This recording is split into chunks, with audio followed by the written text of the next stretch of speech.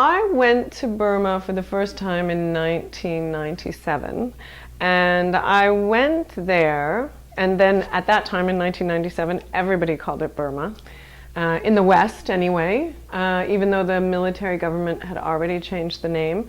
Generally speaking, if you were doing work in support of the democracy movement, you called the country Burma. And many Westerners showed their support of democracy, the democracy campaigners, by using the older name. And I went because we at Penn Canada had a young Burmese writer and doctor who had received a very, very strong prison sentence for writing short stories that were critical of the military regime. Her name is Matida, and she received a sentence of 20 years in solitary confinement. And she was just a little bit older than me. I think I was 26 maybe when I heard of her case, and did some fundraising work and just became very interested in her situation. So I was in Thailand working on a documentary film project, and an opportunity came up to go to Burma, and I wanted to go because of what I had learned about the situation there through Penn Canada. Well, one of the interesting things about Burma, which of course is now called Myanmar, is that then as now, you can go to the place and be completely entranced by how beautiful it is and by how gracious the people are and generous, and it is very beautiful. It's an incredibly beautiful culture.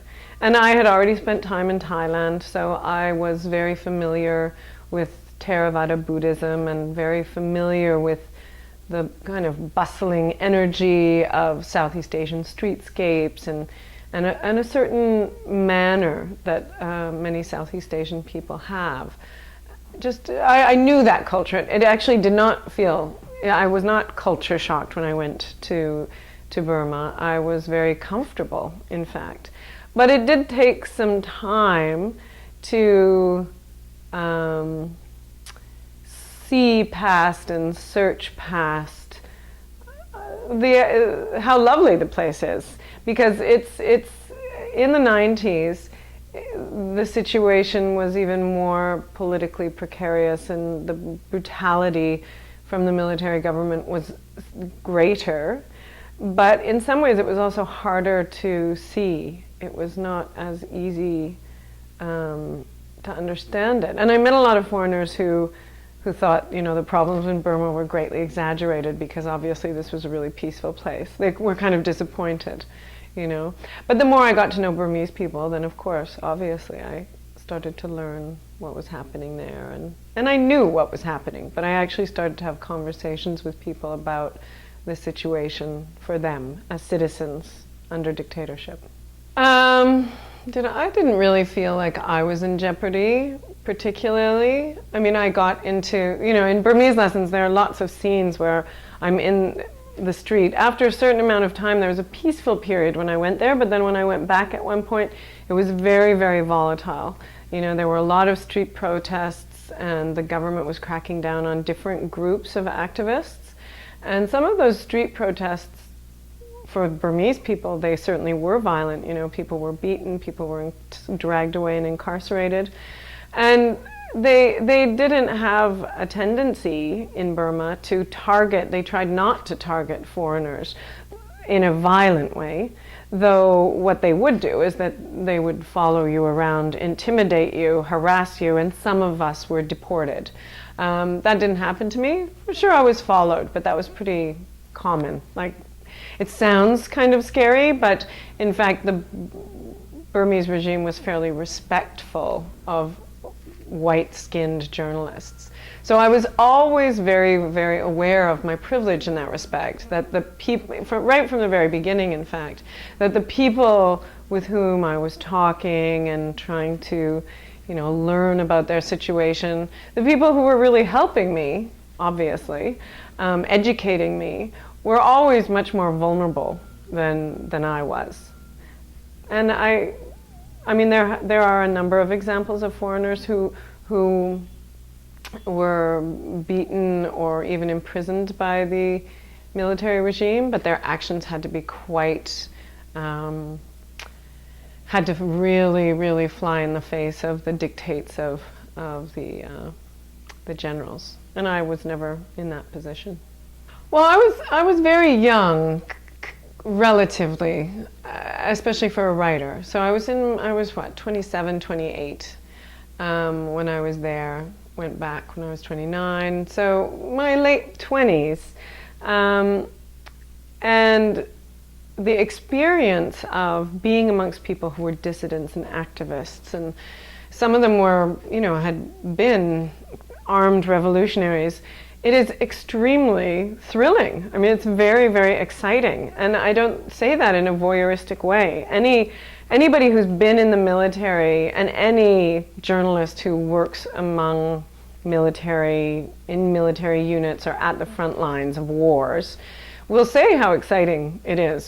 Soldiers don't even like to talk about it sometimes. I've talked about this with members of the Canadian military, that we have an idea of war or stressful, calamitous political situations, politically volatile situations, as being terrible, which they are, but there's also something that's extremely exciting about them. When you're close to danger, you feel wildly alive.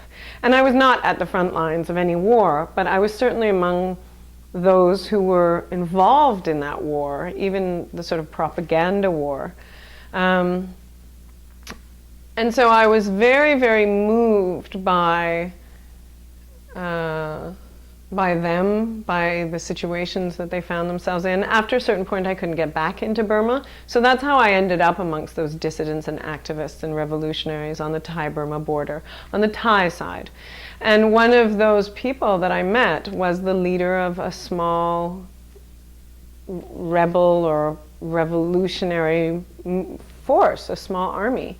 And we fell in love very quickly, partly because a lot of people fell in love very quickly in those situations. You're living at the edge of something. I mean, for those men and women, the Burmese and the ethnic Burmese men and women who were living in Thailand as dissidents, they were even under threat from the Thai authorities. So they were living in a kind of no man's land and doing their political work and trying to prepare themselves for the political change that would eventually come to Burma, moving further and further over a course of years, further away from armed insurgency to something more diplomatic, to something more political. And so I was right there at that time. And when I met the man who I call Mao in the book, it was just a confluence of events and attraction. I mean, I found him absolutely fascinating. He was very, very, very, very dedicated to what he was doing as a dissident, as a political activist. He was very good looking, he was very funny, he was unlike anybody I'd ever met before. But many of those people, both the men and the women, were unlike anybody I'd met before. So in a way I was kind of in love with everything. I was in love with all of them. I found them so admirable and so funny. They were also funny. Here they are living in desperate situations. They were often very poor. They were doing this extremely important political work for their country. They had been doing it already for over a decade, many of them. So living really by their wits in a way. And I just found them incredible. They were just extraordinary people, and with this amazing sense of humor and wit that, anybody would fall in love with. So yes, of course I fell in love. That's what I was supposed to do. That was my job. And it was a very serious love affair for me. I mean, I loved him very much, but I fairly quickly understood that I could not be a politician's wife. I could not be an activist's wife, and that's what he wanted. He wanted me to marry him, and he wanted to have children. And for me as a writer, I understood that to stay with him and to be a writer were almost to be the kind of writer that I am, and that I already was in my 20s. An artist would be extremely difficult. Partly because, as the book describes, I saw the lives of other women who had married Burmese dissidents.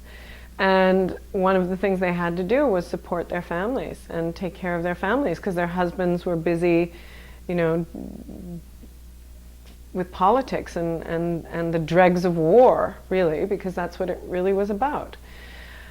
And I understood my limitations. And then there are other things in the book too. I mean, I understood more about his character and myself. And in some ways, Burmese Lessons is, and I didn't know this when I was writing it, but it's a portrait of the artist as a young woman.